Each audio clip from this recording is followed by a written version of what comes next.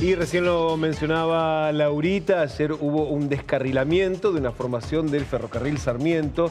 Esto fue cuando salía de la estación Liniers rumbo a la estación de Once, precisamente en el cruce entre Rivadavia y Timoteo Gordillo, que es la primera calle a mano sur, digamos, porque después cambia de nombre del otro lado de Rivadavia, de cuando termina la estación de Liniers.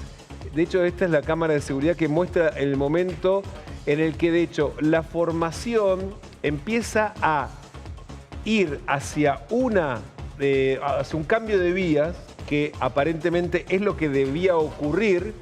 Estamos viendo que sale por la vía central que ves a la izquierda de la pantalla y después tenía que pasar a una de las vías que estás viendo hacia la derecha.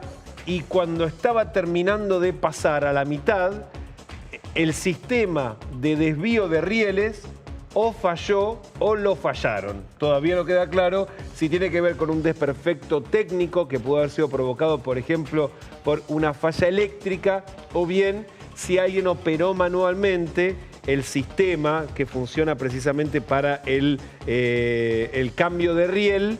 Y eso hizo que a la mitad del paso de la formación, si cambiás el sistema de cambio de riel, no termine de cambiar toda la formación completa y quedaron una parte de los vagones en el nuevo riel y la otra parte últimos dos, en el riel por el que venía, descarrilados, ¿no? Obviamente desde el gremio, el Pollo Sobrero, el conocido dirigente, descartó inmediatamente una falla humana, dijo que el camionero no tiene ninguna responsabilidad, que hay un sistema semiautomático nuevo que se había instalado hace una semana y que ese sistema no permite la ejecución de determinados cambios, con lo cual la falla, aseguró Sobrero, es absolutamente técnica. Lo está investigando de todas maneras. Obviamente se abrió inmediatamente una investigación judicial que recayó en el juez Ercolini, que empezó con todas las medidas de rutina, entre ellas, por supuesto, los controles de alcoholemia y demás al maquinista. Exactamente, para descartar cualquier hipótesis. Que en este caso parece claramente de rutina. Sí, absolutamente. Lo cierto es que ahí estás viendo cómo quedó la formación. Eso es justamente en la posición de donde la formación está desplazándose. O sea, los que quedan estos de un lado atravesado y lo que ya estaba en la forma. La primera imagen parece ser del anteúltimo vagón y esta ya es del último. El anteúltimo es el que queda medio atravesado completamente.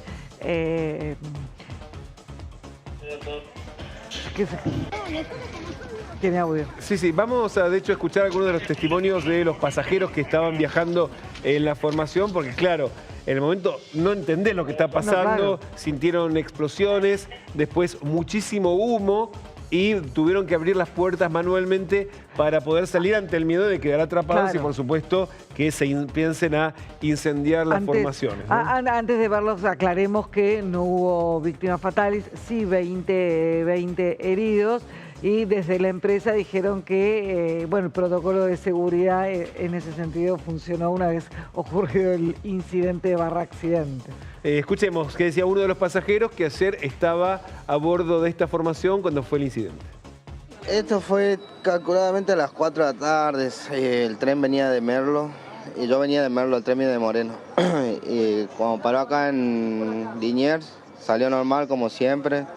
Casi cambio de vía parece y se siente el ruido como siempre cuando cambia de vía. Y en un momento ya la gente empezó a gritar, empezó a salir corriendo por todos lados. ¿Esos fueron los últimos vagones? Los últimos dos. ¿Es la zona de cambio de vías esa? Eso creo que sí, es la zona de cambio de vía. ¿Pensás que puede haber pasado algo con ese cambio de vía? Y yo digo que sí, porque el tren estaba, las otras partes estaban bien. Los últimos dos eran los que estaban descarrilados. ¿Qué se sintió? ¿Cómo lo viviste? ¿Hubieron heridos? La verdad que no sé si hubo herido, pero en el momento ese que estuve adentro sentí miedo. Y decíamos, hubo 20 personas que resultaron heridas con distintos tipos de golpes, politraumatismos. El personal del SAME, de los bomberos, debieron asistir especialmente a 2 personas que no podían salir por sus propios medios, que habían quedado de algún modo atrapados en la formación. Y lo cierto es que, claro, hubo mucho miedo. Es el segundo incidente que ocurre en la gestión Javier Milei, pero es muy difícil no pensar en el accidente de Once, con esta misma tragedia, formación, digamos, con este mismo ferrocarril, y de hecho iba en la misma dirección, ¿no? Iba hacia la estación de Once, porque no sabés qué pasa ni sabés cómo puede terminar. Y un horario donde había muchos pasajeros, porque a las 3 de la tarde ya son muchos los que regresan a la ciudad de Buenos Aires después de haber ido a trabajar, los que salen de la ciudad hacia el conurbano a trabajar temprano, así que era un momento donde la formación estaba bastante llena. Claro, había muchos pasajeros.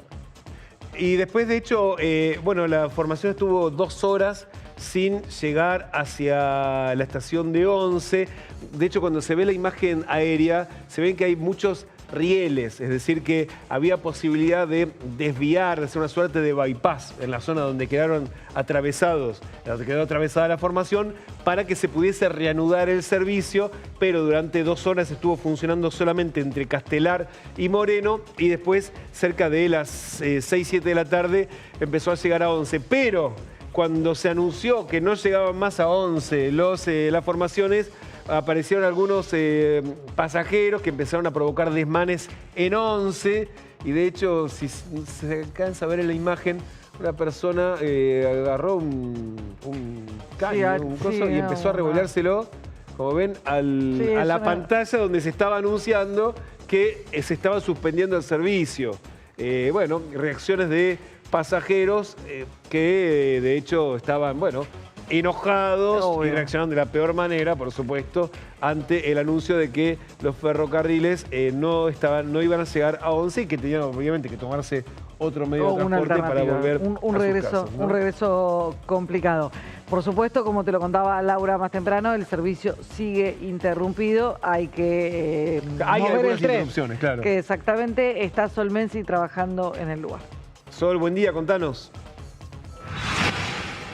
Buen día, chicos, ¿cómo están? Y esta es la situación en la estación de Liniers. Fíjense ustedes, no sé si llegan a escuchar, pero esa sirena que suena cada vez que la barrera baja para que el tren pase, está en estos momentos, y según nos informan desde ayer ya, sonando sin parar. ¿Por qué? Porque estas barreras que están en la estación de Liniers son barreras que son automáticas. Entonces, no tienen la posibilidad de volver a subirlas, sino que son barreras que quedan bajas una vez que la formación se encuentra a una cercanía del pase peatonal de la estación de Liniers. La formación está de donde estamos nosotros parados, para que ustedes tengan una noción, a unos 400 metros, detenida sobre una de las vías. Las otras, recién veíamos pasar varias formaciones del tren Sarmiento, que sigue deteniéndose en este lugar, como ustedes pueden ver. Fíjense en este horario pico la cantidad de gente que está en la estación de Liniers esperando estos trenes, pero claro, al estar detenida esta formación desde el día de ayer por esta situación que ustedes comentaban del descarrilamiento, una de estas vías está con la obstrucción de la formación, y entonces eso claramente genera muchísimas demoras y enojo en los pasajeros. Hay una situación también con los vehículos, chicos, porque fíjense que al estar baja la barrera, la gente pasa, como ustedes pueden ver, de forma bastante desordenada por cualquier lugar. Por eso también hay algunos guardabarreras parados muchas veces en el medio de la vía para cuidar justamente que la gente no pase cuando están pasando los trenes, porque son situaciones muy peligrosas. Pero lo que sí ocurre es que los autos no pueden pasar por este lugar, así que lo que tienen que hacer es desviarse por la parte de Ciudadela o ya subir por la General Paz. Esa es la información que nos dan está cerrado el paso desde nivel. la estación de Liniers. Exactamente, está cerrado el paso bajo a nivel. Sí, lo que pueden hacer es pasar, como ustedes ven, la gente caminando por esta parte, y bueno, las trenes siguen circulando, pero con demoras bastante complicadas la mañana de hoy para los que quieren tomar el tren Sarmiento. Bueno, un poquito peligroso se ve eso, de la gente pasando la barrera baja y tener que estar atento a cuando viene el tren, que bueno, uno se da cuenta, pero bueno, no es lo ideal claramente. Muchas gracias, Sol. Vamos a volver, por supuesto, un ratito hacia la estación de Liniers y ahora vamos a hablar con un especialista para tratar de entender, a ver si podemos a esta hora saber qué pudo haber ocurrido para que se produjese este descarrilamiento. Estamos en comunicación con el ingeniero Norberto Rosendo, que es ingeniero ferroviario, integrante de la ONG Salvemos al Tren. Buen día, ¿cómo le va, ingeniero? Muy buenos días, ¿cómo estás? Muy bien. Bueno, ayer recién lo mencionaba Virginia, en el momento, un ratito después del descarrilamiento, apareció un dirigente sindical para decir, bueno, hace muy poquitos días se había cambiado el sistema del desvío hacia, digamos, de rieles que tienen las formaciones y que esto pudo haber motivado a este descarrilamiento. ¿Nos puede explicar de qué se trata esto y si puede ser la explicación de lo que ocurrió? Mirá, el descarrilamiento, por lo que se ve, yo no estuve en el lugar, lo vi a través del dron, ¿no? Claramente es un cambio entre ejes. Es decir, un pedazo del tren pasa y en el medio se mueve el cambio y el otro pedazo del tren queda en la vía que estaba.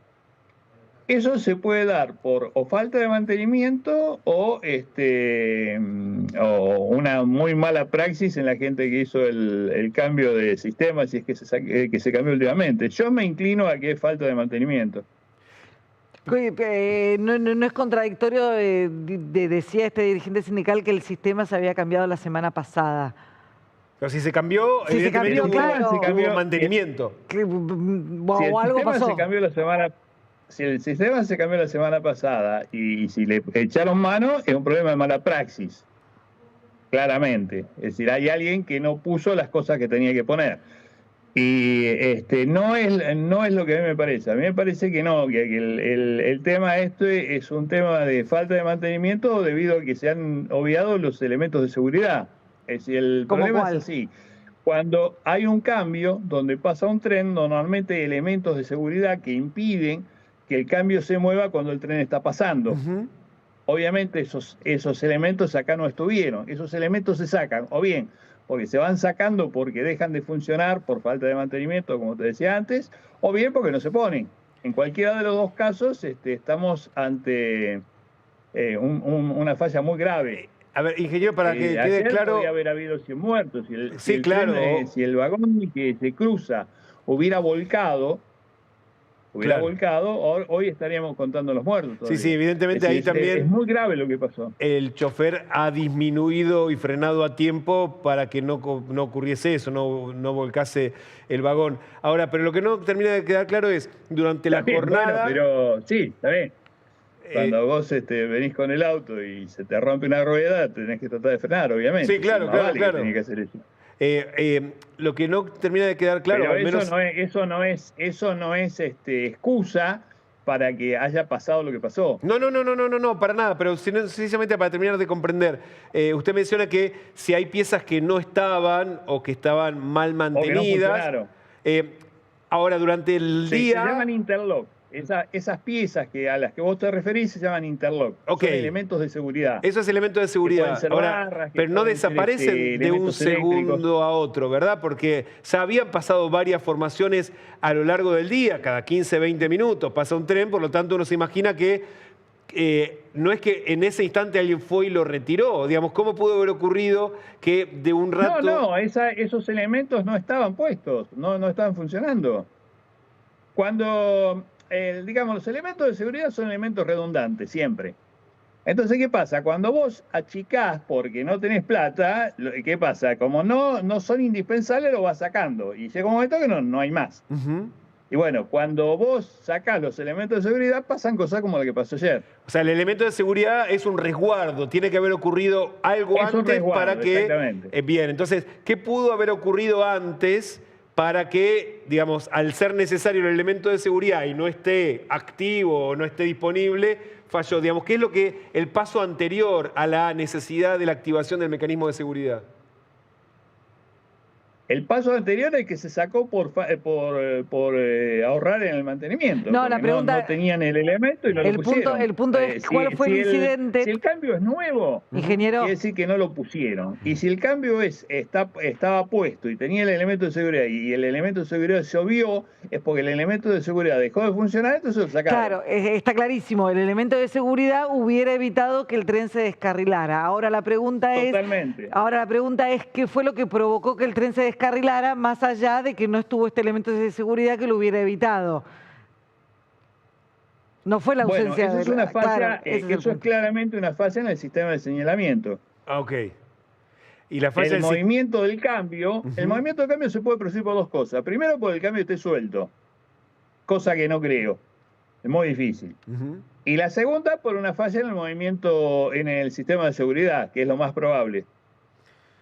Y eso... en el sistema de señalamiento, que el sistema de señalamiento en el Sarmiento es eléctrico, es electromecánico. Esa es la pregunta. Entonces, si hay una falla eléctrica, el cambio se puede llegar a mover. Claro, y ahí debería haber accionado el sistema de seguridad que ya no sabemos exactamente, pero como mínimo sabemos que no funcionó. Impide que eso te pase. Claro. Impide que eso te pase. Claro. Ya sea por trabas eléctricas, por mecanismos de trabas eléctricas o, en algunos casos, eléctricas y mecánicas.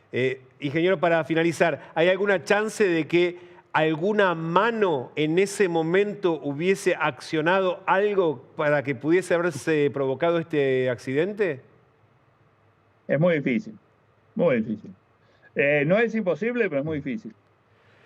Nos queda claro. Clarísimo. Muchísimas gracias por esta explicación. Ahora todos nos vamos a volver un poco especialistas claro, en todas las cuestiones ferroviarias. Cuando gustes. Muchas gracias. Buen día. Bueno, evidentemente habrá que esperar también el avance de la investigación, que como decía quedó a cargo del juez Ercolini, porque la pregunta es si hubo algún cambio, decíamos, si hubo una inversión reciente en materia de seguridad ferroviaria que se hizo mal, es gravísimo. Esto es clave, lo que mencionaba, si estaban o no todos los elementos de seguridad que hubieran, y otra vez, son dos partes, ¿no? Una parte es qué provocó el descarrilamiento. Eso, porque eso sí es una falla de señalamiento, eso ya es lo primero que hay que investigar y lo primero que hay que resolver. Y después si están todos los elementos de seguridad para evitar el incidente o una vez que falla, una vez que se produce el incidente originario. Y acá habrá que comprobar esto que nos estaba marcando el entrevistado. Desde la empresa previsiblemente dicen que el protocolo funcionó perfectamente y que el accidente no fue mayor precisamente porque estaba todo en orden. A discutir y a investigar seguramente. ¿Hacemos una pausa? Ya venimos.